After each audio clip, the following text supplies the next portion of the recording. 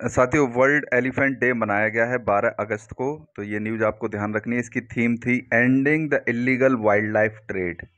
तो world elephant day कब मनाया जाता है? 12 अगस्त को। Remember this. देखो, project tiger and project elephants को मर्ज कर दिया गया है due to shortage of funds. तो देखो, प्रोजेक्ट एलिफेंट कब आया था? 1992 में। प्रोजेक्ट टाइगर उससे पहले आया था 1973 में। तो इसमें इसने अच्छे से दिखाया है कार्टून बना के कि दोनों की टी शर्ट्स में छेद हो रहे हैं। बोले कि इनको छेदों को सही कर दो। तो पैसे थे नहीं, तो दोनों के लिए एक टी शर्ट बना दी और दोनों को एक साथ एक ही टी शर्ट में रख दिया है। तो इस तरह से इसमें दिखाया गया है। तो ministry of environment forest climate change merges the project tiger and project elephants. Okay, ये चीज़ ध्यान रखना। और इसमें project tiger and project elephant division बनाई गई है मिनिस्ट्री ऑफ एनवायरनमेंट फॉरेस्ट के अंदर। ठीक है, ये चीज़ ध्यान रखना। देखो, किसी भी इंडिया में अब जो मॉडर्न टाइम्स में है उसमें किसी भी लोकल लैंग्वेज में लिखी गई पुस्तक जो पहली थी उसका नाम था वर्थमन पुस्तकम, है ना। ये लिखी गई थी मलयाली सीरिक क्रिश्चियन प्रीस्ट पेरेमकलल अथोमा कथनार। ये नाम पढ़ लेना, इस तरह से अजीब सा नाम है इसका, है ना। और अंग्रेजी में किसी इंडिया के द्वारा लिखी गई पहली पुस्तक का नाम था the travels of Deen Mohammad. मतलब इसको लिखा है डीन मोहम्मद ने। It is a native of Patna. इसको 1974 में लिखा गया था। It is the first English book to be published by an Indian. Remember these two names. Asian championship trophy जो हॉकी की हो रही है, जिसको इंडिया होस्ट कर रहा है, इसके बारे में मैं 2-3 दिन से आपको बता रहा हूँ। और मलेशिया और इंडिया के बीच में जो फाइनल मैच होने वाला था उसमें इंडिया जीत गया है। आप देख पाएंगे कि पहले हाफ तक तो इंडिया का एक गोल था, मलेशिया ने इंडिया में 3 गोल कर दिए थे। और सेकंड हाफ में इंडिया ने जो है 3 गोल किए और मलेशिया ने एक भी गोल नहीं कर पाया और इंडिया 4-3 से जीत गई इसको। तो ये चीज़ ध्यान रखना इसको। It was a very fantastic game. India one the Asian championship trophy 2023। तो ये बाद में करंट अफेयर्स को रटने से अच्छा है इसको अभी आप लोग ध्यान रखना, है ना। बहुत अच्छा दिन था इंडिया के लिए, हम जीत गए। 3-4 बार से मैं आपको ये भी बता रहा हूँ कि ब्राज़ील में अमेज़न फॉरेस्ट को सेव करने के लिए मीटिंग हुई है। किस चीज़ की मीटिंग हुई? फिर ये बताया मैंने, अमेज़न कोऑपरेशन ट्रीटी ऑर्गेनाइजेशन की मीटिंग हुई। इसमें 8 कंट्रीज़ हैं, ये भी मैंने आपको बताया। तो इसमें 8 कंट्रीज़ कौन कौन सी हैं ये मैं आपको अब बता देता हूँ। बोलीविया है, कोलंबिया है, पेरू है, वेनेजुएला है, गुयाना है, सुरीनाम है, फ्रेंच गिनी है एंड ब्राज़ील है। ओके, और इन लोगों ने मिलकर एक डिक्लेरेशन साइन की है। इसका नाम है बेलेम डिक्लेरेशन। BELEM declaration. तो आपसे इस तरह सवाल पूछ सकता है कि बेलेम डिक्लेरेशन किससे रिलेटेड है? तो ये अमेज़न फॉरेस्ट को सेव करने से रिलेटेड है। आपसे पूछ सकता है जो अमेज़न कोऑपरेशन ट्रीटी ऑर्गेनाइजेशन है ये किस चीज़ से रिलेटेड है, इसमें कितनी कंट्री हैं या इसकी मीटिंग कहाँ पे हुई। तो ये सारी चीज़ें आपको पता होनी चाहिए। देखो, ये अभी स्टडीज पब्लिश हुई है, hominin migration is linked to climate shifts. तो होमिनिन कौन थे? ये बंदर थे। एक तो ये सवाल पूछ सकता है कि होमिनिन जो अभी न्यूज़ में था वो किसकी स्पीसीज है? बंदर हैं, मछली हैं, हाथी हैं, पक्षी हैं, इस तरह से कुछ भी पूछ सकता है। तो होमिनिन आपके बंदर थे। ये आपके जो मेडिटेरेनियन ओशियन है उसके आसपास पाए जाते थे रीजन में। ठीक है। तो हुआ ये कि आज से करीब 18 लाख साल पहले 1.8 मिलियन ईयर्स अगो क्लाइमेट में शिफ्ट आया। वो रीजन ठंडा हो गया, कोल्ड, है ना। तो उसकी वजह से इन लोगों को शिफ्ट करना पड़ा, माइग्रेशन। तो ये चीज़ें आप लोगों को ध्यान रखनी है, ये अभी न्यूज़ में है। देखो, प्लास्टिक्स का जो पोल्यूशन है वो बढ़ता ही जा रहा है। तो न्यू अप्रोच रिसाइकल करने की इन्होंने अपनाई है। तो इसमें क्या होगा, जो पॉलीथिन प्लास्टिक्स होंगे उनको ये कन्वर्ट कर देंगे ओलेफिन्स में। Olefins via thermal depolymerisation methods.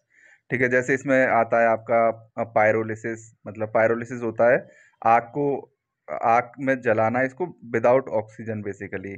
ठीक है। तो जो ओलेफिन मिक्सचर है वो जो है कन्वर्ट हो जाएगा एल्डिहाइड्स में बाद में, है ना। तो further high value oxygenated minerals में, एलिमेंट्स में इसको वो कर सकते हैं कन्वर्ट। तो ओलेफिन ध्यान रखना, ओलेफिन क्या है आपका? ये एक पॉलीफिन प्लास्टिक्स को कन्वर्ट कर देते हैं ओलेफिन्स में। ठीक है। ये एक मेथड नया निकाला है रिसाइकिल करने का पॉलीथिन्स को। इसमें एक आर्टिकल पब्लिश हुआ, north India is more affected by El Nino. भाई अल नीनो है तो पूरा इंडिया ही अफेक्टेड होता है, लेकिन नॉर्थ इंडिया में ज़्यादा इसका अफेक्ट आता है। तो मानसून कोर जोन, इसमें एक टर्म आया, what is monsoon core zone. तो जो सेंट्रल इंडिया का जो पार्ट है, छत्तीसगढ़ हो गया, ईस्टर्न यूपी हो गया, एमपी हो गया थोड़ा सा, है ना, तो ये पूरा रीजन आपका जो सेंट्रल मानसून कोर जोन कहलाता है। ठीक है, तो ये जो जोन है, ये it is mostly dependent on rainfall from monsoon for agriculture. तो ये चीज़ आपको ध्यान रखनी है, monsoon core zone is central Indian part. देखो, जब रशिया यूक्रेन वॉर हुआ तो यूरोप वाले और अमेरिका वाले बहुत ही पागल हो गए कि हाय हाय ये क्या हो गया, और नाचने लगे। ठीक है, पैसे देने लगे, पूरी इंडिया में सैंक्शंस लगाने लगे, ये कर देंगे वो कर देंगे, हर तरह की चीज़ें होने लगी। तो जब ये वॉर चल रहा था तो बीच में एक और छोटा सा वॉर हुआ था, ये हुआ था अर्मेनिया एंड अजेरबाईजान के बीच में। अर्मेनिया की कैपिटल है येवरेन, है ना, और अजेरबाईजान की कैपिटल आप लोग कमेंट करके बता देना मुझे। तो इनके बीच में वॉर हुआ। तो जो नागोर्नो कारबाख रीजन है, जो थी टेरिटरी अर्मेनिया की, इसको कब्जा कर लिया किसने, अजेरबाईजान ने। तो इसकी तो आपको न्यूज़ की खबर तक नहीं पड़ी होगी, ठीक है कि नहीं। तो ये चीज़ ध्यान रखना, नागोर्नो कारबाख रीजन किस रीजन से रिलेटेड है, सेंट्रल जो कॉकेशस कंट्रीज हैं उससे रिलेटेड है। अर्मेनिया अजेरबाईजान के बीच में ये पड़ता है। अर्मेनिया का हुआ करता था, अर्मेनिया के लोग रहते थे इसमें, इसको कब्जा कर लिया है अजेरबाईजान ने। ठीक है, तो इस पे कोई न्यूज़ नहीं बनी, न तो यूरोप को इससे टेंशन थी और ना ही अमेरिका को इससे कोई दिक्कत थी। तो किसी ने ना तो अर्मेनिया से कुछ कहा कि अर्मेनिया के बचाव में कुछ कहा, नहीं अजेरबाईजान से ये कहा कि आपने गलत किया है, हम तुम पे सैंक्शंस लगा देंगे, वो ये कर देंगे वो कर देंगे। तो ये नौटंकी सिर्फ जब यूरोप के घर में दिक्कत हो तभी वो लोग करते हैं। तो इसके लिए हमारे जयशंकर प्रसाद ने कहा था कि Europe has to grow out of its mentality that it thinks Europe's problems are world problems and world problems are not Europe's problems। तो ये एकदम सही बैठता है रशिया यूक्रेन वॉर में, अजेरबाईजान एंड अर्मेनिया वॉर में, ध्यान रखना ये चीज़। देखो, इरफान खान ही नाम है उसका, जो प्राइम मिनिस्टर था, पूर्व प्राइम मिनिस्टर पाकिस्तान का, उसको उठा के जेल में डाल दिया है भ्रष्टाचार के केस में। तो पहले तो ये चुनाव की घोषणा कर नहीं रहे थे, क्योंकि वो जीत जाता तो इनकी जो है शहबाज शरीफ की सरकार गिर जाती। ठीक है, अब चूंकि वो जेल में चला गया, प्रचार प्रचार वो कर नहीं सकता, तो अब इन्होंने क्या किया, इस्तीफा देके केयर टेकर गवर्नमेंट बना दिया और चुनावों की घोषणा कर दी है। तो केयर टेकर गवर्नमेंट का वैसे तो जो प्राइम मिनिस्टर रहता है वही बनता है केयर टेकर प्राइम मिनिस्टर, लेकिन पाकिस्तान ने अजीब सा काम किया है, अनवर उल हक कक्कर, इसको बना दिया है पाकिस्तान का नया केयर टेकर प्राइम मिनिस्टर। ध्यान रखना ये चीज, है ना। इंडिया में जितनी भी एमआरआई मशीन अब तक आती थी उसको बाहर से परचेज करके लाते थे। आज बड़ी खुशी का दिन है, एमआरआई स्कैनर जो फर्स्ट है हमारा, जो बेंगलोर की एक कंपनी ने बना के इसको तैयार कर दिया है और हॉस्पिटल में इसकी सप्लाई स्टार्ट कर दी है। एमआरआई की फुल फॉर्म बनती है मैग्नेटिक रेजोनेंस इमेजिंग। तो ये खोपड़ी वोपड़ी की अंदर तक की इमेज लेता है ना। तो ये चीज़ ध्यान रखना, बहुत ही अच्छा है, मेक इन इंडिया के लिए भी बहुत अच्छा है, आत्मनिर्भर भारत के लिए भी ये बहुत अच्छी न्यूज़ है। ओके, तो रिमेंबर दिस। न्योमा, ये रीजन ध्यान रखना, यूपीएससी वाले पीसीएस वाले ये लोग पूछते रहते हैं कि न्योमा कहाँ पड़ता है। तो न्योमा जो रीजन है वो ईस्टर्न लद्दाख में पड़ता है। ईस्टर्न लद्दाख का मतलब है जो चाइना का बॉर्डर है उस रीजन में। ठीक है, तो अब इस रीजन को अपग्रेड कर रहे हैं जिससे कि ये फाइटर जेट्स भी यहाँ पे लैंड कर सकें। मान लो चाइना का इंडिया का वॉर होता है तो वहाँ पे फाइटर जेट्स को पहुँचाने के लिए तो न्योमा में हम लोग उसको लैंड करवाएंगे। इस समय मतलब बहुत ही थोड़ी ख़राब स्थिति है, छोटे मोटे हवाई जहाज टाइप के लैंड कर पाते होंगे, तब उसको एडवांस कर दे रहे हैं अपग्रेड करके। तो न्योमा कहाँ पे पड़ता है, ईस्टर्न लद्दाख में, रिमेंबर दिस। और ये कितनी हाइट पे पड़ता है, 13,000 फीट की हाइट पे पड़ता है। देखो कहीं पे लिखा आ जाए इंडियन फ्लाइंग फॉक्स है क्या, तो ये पूछेंगे फॉक्स है, काव है, तो ये ध्यान रखना, ये चमगादड़ की स्पीसीज है। बैट्स को बोलते हैं, फ्रूट बैट्स बेसिकली इनको बोलते हैं, जो फ्रूट्स खाती हैं, जा जाके बागों में जाएंगी और एकदम सारे फलों को खराब करके चली आती हैं। तो इनको फ्रूट बैट्स बोलते हैं, इनका बेसिकली नाम है इंडियन फ्लाइंग फॉक्स। ओके, तो ये इंडियन कॉन्टिनेंट में एंडेमिक है, मतलब पूरे इंडियन कॉन्टिनेंट में पाई जाती है, जहाँ पे भी फल वगैरह हो रहे होंगे वहाँ पे ये मिल जाएंगी।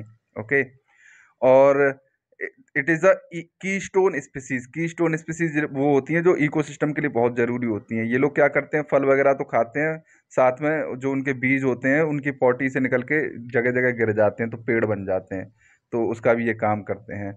प्लस जो वाइल्ड लाइफ प्रोटेक्शन एक्ट है 1972 का, तो उसमें शेड्यूल 5 में इनको रखा गया है वर्मिन स्पीसीज में। वर्मिन का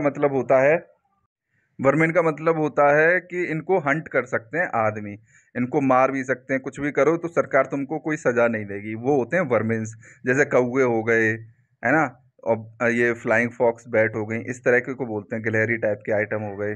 तो ये वर्मिन्स हैं, इनको आप हंट भी कर सकते हो, तो आप पे कोई कानूनी कार्रवाई नहीं होगी।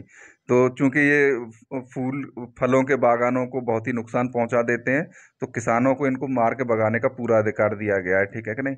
तो वर्मिन स्पीसीज ध्यान रखना शेड्यूल 5 में है वाइल्ड लाइफ प्रोटेक्शन एक्ट के में।